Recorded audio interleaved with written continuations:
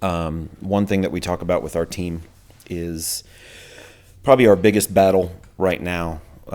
And I'm sure I'm not the only coach of anybody who coaches 18 to 21-year-olds is self-confidence and just believing in yourself. And I always talk about your happiness or how you feel is on a spectrum. And if you do something well, you move up a notch. And if you do something well, you move up a notch. And then if you make an error, you move down 10. And that's kind of what we're dealing with right now. It goes back to the loss to Little Rock. Unfortunately, I just don't think from a mental standpoint we've recovered from that loss, because it hit the team and all of us really hard to lose to a team that at the time was winless and we were undefeated. And then unfortunately for us, our next four matches were Coastal, UTA, and Texas State. Four really good teams that we've done some pretty good things against, but we just haven't bounced back. And that's what we're working on. We'll get back to it. It's perfectly fine. The nice thing is that we started off conference play 5-0. So even with a 5-match losing streak, we're 5-5. And if I did my math correctly, if the conference tournament were today, we're in, and I believe we're the 5th seed. So mathematically, the other good thing is that we have the opportunity to finish the season 11-5, which I will be perfectly content with. Because 11-5 probably, depending on what happens with other teams, but probably gets us a 3 or a 4 seed, and we get a bye in the first round.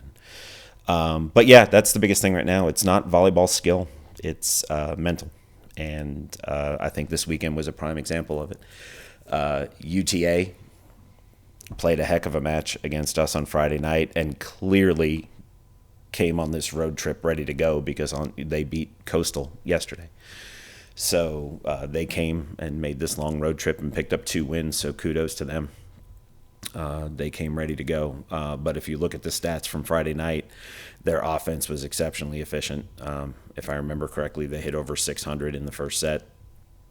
They were transitioning and attacking out of the middle significantly more than they had on film, which was us because we were allowing them to. We weren't serving tough enough to get them out of system. We weren't attacking tough enough to get them out of system, so they were able to set their middles at will. And then so we lose that one. But I'll be honest with you, kudos to our kids because they came back in on Saturday morning with a completely different mindset. Saturday morning's practice was fantastic.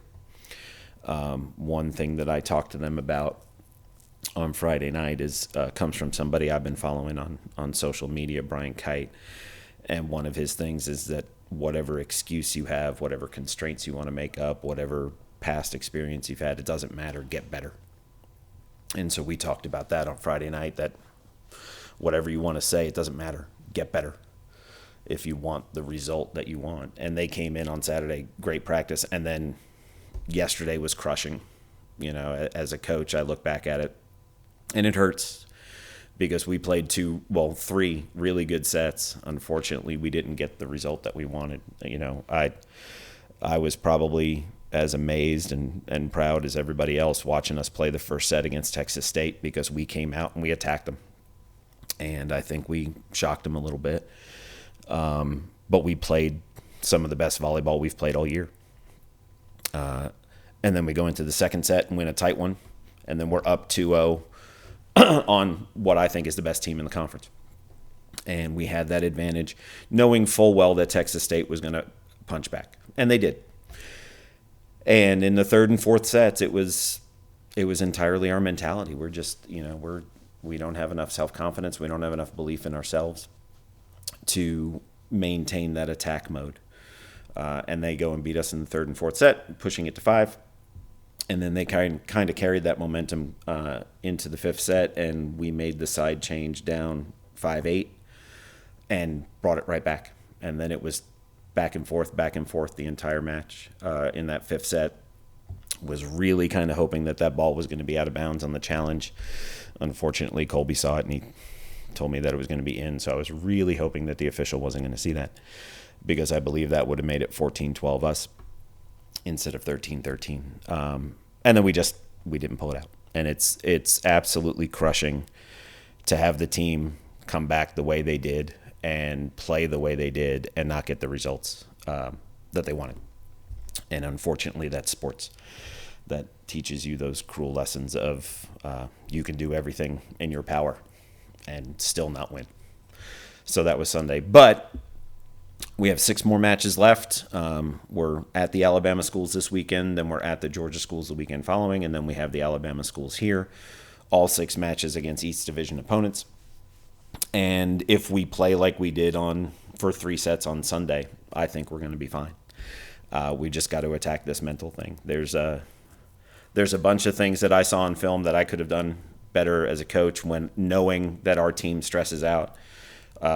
I learn as much on film than they do, and I'm beating myself up on 2 or 3 decisions that I could have made from the bench that probably would have helped them out in that 5th set, but it just didn't happen for us.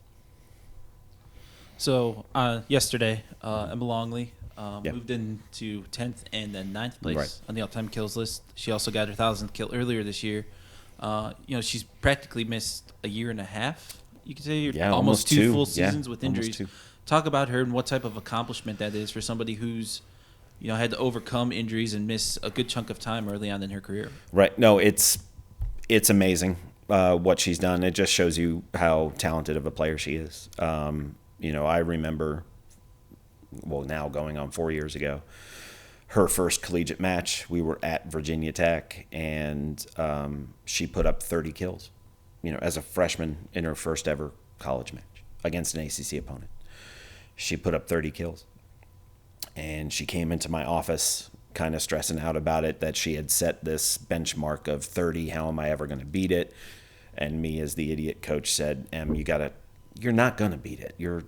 30 kills is amazing. You're probably not. Don't put that on you. Just be the hitter that you can be. And 2 weeks later, she had 37 against Ball State.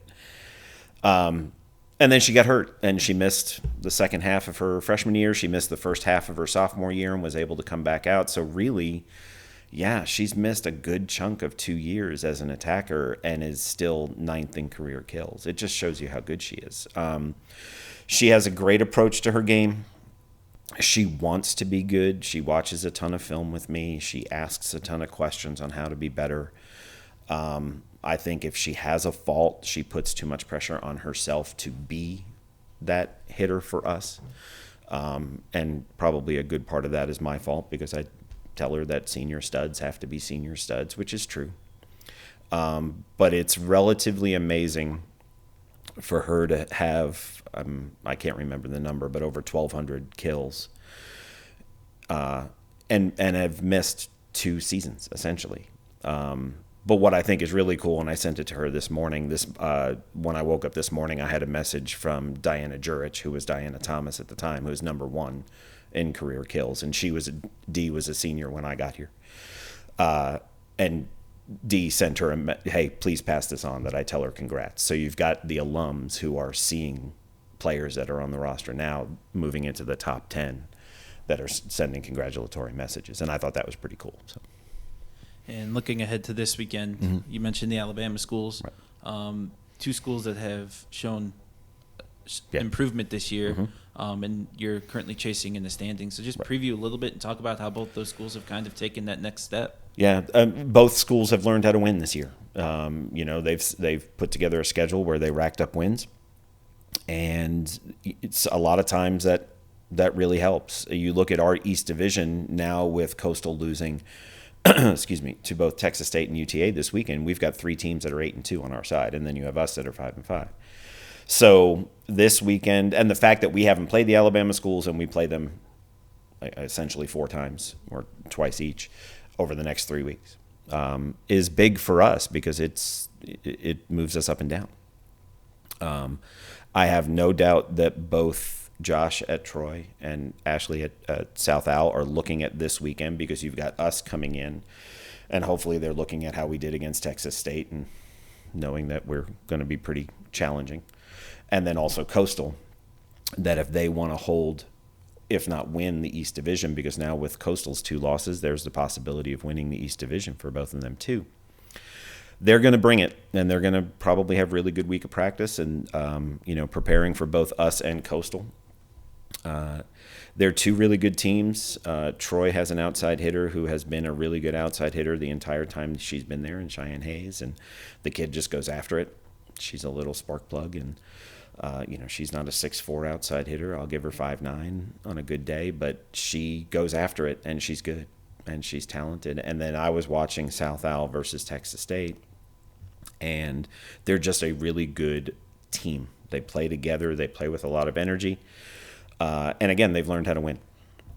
So whenever you face two teams that have learned how to win, it's going to be tough. Now, after Sunday, our locker room was, semi-angry, which is what I've been looking for all season, because I am a firm believer that woe is me and I'm sad and I'm going to hang my head doesn't improve anything. Anger is a productive. And not angry at each other, just angry that we lost.